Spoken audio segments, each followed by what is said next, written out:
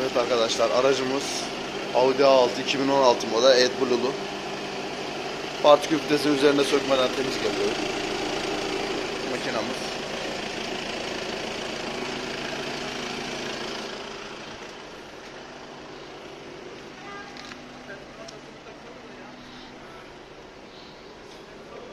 Quattro Audi A6.